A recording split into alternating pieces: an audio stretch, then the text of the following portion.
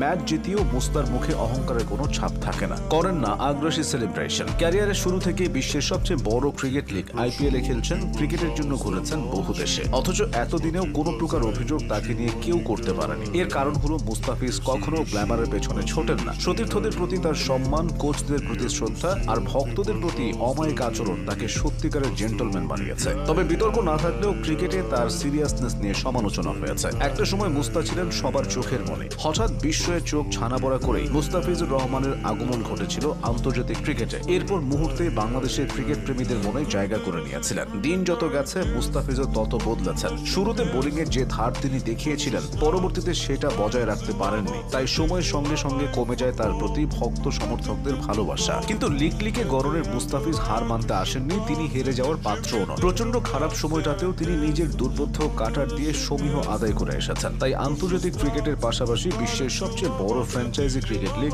আইপিএলেও তার ব্যাপক কদর। বাংলাদেশের কাউকে না ডাকা হলেও প্রতিবার মুস্তাফিজ দল পেয়ে যান। এটাই তার বৈশ্বিক তারকা খ্যাতির একটা প্রমাণ। বাংলাদেশের জন্য এটা আশীর্বাদ যে মুস্তাফিজের মতো একজন পেসার এ দলটায় আছে।